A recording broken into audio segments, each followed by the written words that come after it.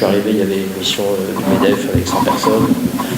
Et puis une suite, une crise que dont tout le monde a souffert, donc elle a été assez compliquée. Moi j'étais là-bas pour installer un bureau au sein de l'ambassade, le service commercial en fait, Business France. Et donc ça a été complexe, mais la première des choses, puisqu'on parle de comment investir, le sujet c'est comment s'installer ou investir au Nigeria, j'ai remarqué déjà une chose, c'est que parmi la centaine d'entreprises françaises, qui sont pas tous forcément des gens effectivement du CAC 40, il y a des entreprises qui sont plus ou moins importantes en termes de nombre de personnes et de chiffre d'affaires, et personne n'est parti. Voilà, il y a une espèce pour la résilience, le Nigeria est connu, on ne va pas le répéter, mais surtout il y a eu une confiance qui était en l'avenir du pays, au rebondissement post-crise, malgré tout ce qui se passait, le prix des barils, etc., les problématiques que vous devez connaître, le sud pétrolier du pays. Pas tout le monde est resté, et donc nous on a eu à travailler avec des entreprises qui étaient présentes, certes pour ralenti, mais en tout cas qui sont aujourd'hui là et qui ont bien repris. Pourquoi? Parce que effectivement il y a eu un redémarrage. Là c'est la troisième partie de mon séjour qui était assez impressionnant.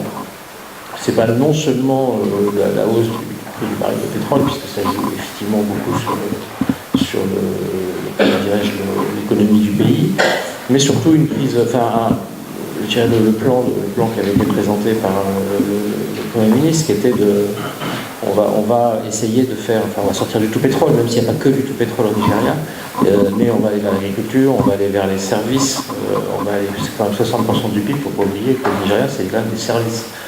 C'est 22% d'agriculture, mais ces services, c'est considérable. Et puis tout ce qui est manufacturier. Donc, comment attirer les gens là-bas? Vous avez beaucoup parlé de diaspora. Effectivement, c'est un aspect très très très important. J'ai vu des chiffres impressionnants en termes de milliards d'euros. C'est ce que je n'avais jamais vu. Moi, je ne connaissais pas. Donc, c'est très bien. Mais en même temps, vous avez aussi la question qu'on doit se poser, c'est comment attirer et entre guillemets promouvoir le Nigeria, que ce soit en France, que ce soit sur le terrain, que ce soit auprès de nos entreprises, dans la communication qu'on peut avoir avec elles. Il y a l'image de l'Afrique, il y a l'image de certains pays, et voilà, on a tout un travail à faire par rapport à ça. Moi, c'est la priorité qu'on a, enfin en tout cas au sein de l'agence. Moi, j'ai des collègues qui sont en ça, qui sont venus et qui travaillent à ça.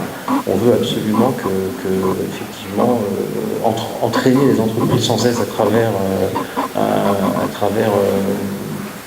un discours qui soit complètement objectif.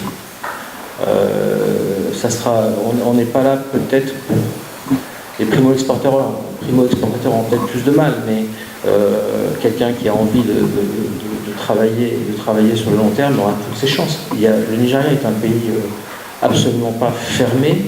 Je dis toujours, on parlait beaucoup de francophonie et de pays voisins francophones, mais le Nigeria anglophone, à la limite, il ne connaît pas bien.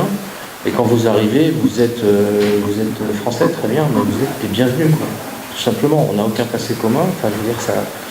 Donc tout est ouvert et on est tous là pour faire des efforts, pour essayer d'organiser, que ce soit en France ou là-bas. Il y a la visite présidentielle, évidemment, qui a un effet d'entraînement énorme. Je vous donne un exemple, puisque mon collègue est là. On organise le 22-23 octobre au ministère de l'économie, sous l'égide des deux ministères, Affaires étrangères et Europe et économie, Ambition Africa. Voilà, il va y avoir des représentants d'entreprises africaines, il y a 300 prévus. Le premier contingent à ce jour, ce sont des Nigérians qui sont inscrits. Donc tout ça aussi, c'est un effet d'entraînement. Voilà, donc moi je pense que sur les secteurs porteurs, on va pas en évacuer. Le pétrolier, ils n'ont peut-être pas besoin de nous pour savoir que faut y aller. Si on n'y est pas, on rate une étape. Par contre, je dirais à tous les autres que si vous n'allez pas au Nigeria en allant prospecter l'Afrique, là vous ratez vraiment une énorme case dans la case prospection ou dans le projet de prospection, parce que si vous prospectez l'Afrique et pas le Nigeria, vous ne prospectez pas l'Afrique tout simplement. Vous êtes là dans la première aujourd'hui et de loin économie du continent. avec certes une tranche de la population, et on va parler de l'État-nation de la Laos qui fait le PIB de toute la côte mini avec 100 milliards de dollars, je crois, de richesses cumulées. Mais il faut absolument passer par là. C'est à 6 heures d'avion. Pour ceux qui vont travailler sur Dubaï ou dans ces pays-là, c'est les autres que je connais. On est à 6 heures d'avion, c'est exactement la même chose. On n'est pas si loin non plus. Donc il faut monter des missions de prospection, il faut avoir le temps, compter quelques années parfois. Il est hors de question d'avoir un retour sur investissement au bout d'un an ou deux. Ça ne sert pas à grand chose, à part si vous êtes dans le commerce courant. Oui, parce que là, vous allez faire un conteneur de tel ou tel produit et ça marchera bien. Donc moi, la première des choses que je dirais, c'est patience, solidité financière quand même, utiliser les outils qui sont mis à votre disposition. On en a parlé aussi, il y a la BPI, aujourd'hui qui a des outils, puis il y a, il y a des banques aussi, nigérianes ou autres, qui peuvent vous aider, mais la confiance doit être là. On est en année de reprise. Encore une fois, ils sont revenus, sauf erreur de ma part, l'ambassadrice, on est à 2,2 millions de barils jour, donc c'est quelque chose qui est stabilisé aussi, ça, c'est quelque chose qui est essentiel pour le pays. Donc le réseau bancaire est comment dirais-je, approvisionné en devises, donc vous pouvez faire des affaires et être payé. Moi, en 3 ans, et j'ai été dans un certain nombre de pays en poste, j'ai jamais vu de litige financier. J'ai pas eu à régler quoi que ce soit, peut-être sur les grands projets, et encore que. Donc voilà, pour moi, j'ai quitté ce pays, un peu frustré évidemment, parce que tout reprenait.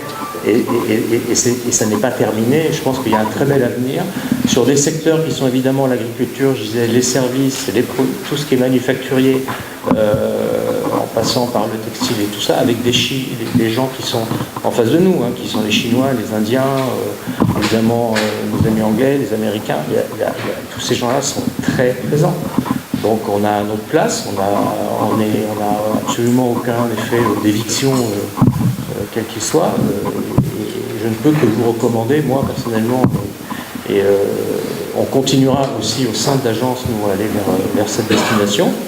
On va faire une mission avec les bailleurs de fonds pour les rencontrer à Abuja aussi bientôt. Tout un programme qui va se faire à destination de ce beau pays, et la diaspora a tout son rôle à jouer, et bien sûr aussi là-bas. Voilà ce que je voulais vous dire aujourd'hui, et je vous remercie beaucoup pour votre attention.